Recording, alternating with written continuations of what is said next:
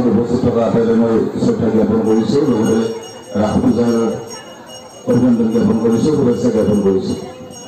এই প্ৰাচী পত্ৰিকাখন আচলতে আমাৰ এই অঞ্চলৰ মূলতঃ কণ কণ ছাত্ৰ ছাত্ৰীসকলক, যিহেতু আমাৰ এইটো ছাত্ৰ ছাত্ৰীক বিশেষভাৱে গুৰুত্ব দিয়া হয়, তেওঁলোকৰ লিখাত গুৰুত্ব দিয়া হয়, তেওঁলোকৰ মনৰ ভাৱখিনি ফুটাই তুলিবৰ কাৰণে আমাৰ এই ৰাস উদযাপন সমিতিৰ এক প্ৰয়াস। আৰু এই প্ৰয়াসত সাহিত্যসকল বিশেষ আহ্বায়ক হিচাপে মোক দায়িত্ব প্ৰদান কৰিছিল।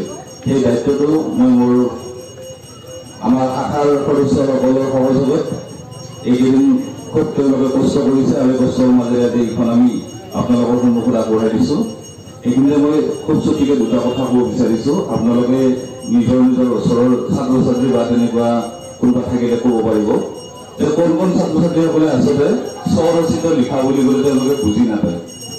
তাৰপিছত তেওঁলোকে হয়তো ওচৰত মাক দেউতাকক বা কাৰোবাক সোধে স্বৰচিত মানে কি, তো হয়তো মাক দেউতাকে কয় যে স্বৰচিত মানে নিজে লিখা। তো তাৰপিছত তেওঁলোকে কি কৰে, মোবাইল বা বেলেগ কিতাপত চাইও কিছুমানে নিজৰ হাতৰ আখৰেৰে লিখাটোকেই নিজে লিখা বুলি ভাবে।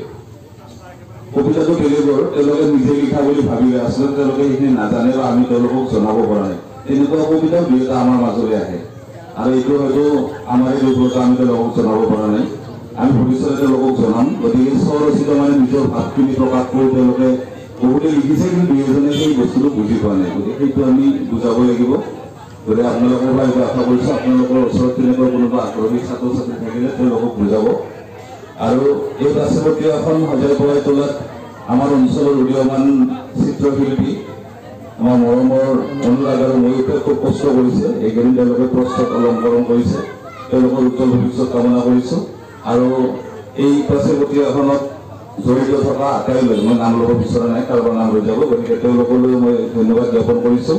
আৰু আমাক এই এটা বিশ্বাসেৰে এই গুৰু দায়িত্ব অৰ্পণ কৰাৰ বাবে ৰাস পূজা উদযাপনৰ মূল সমিতিক আমি ধন্যবাদ জ্ঞাপন কৰিছোঁ।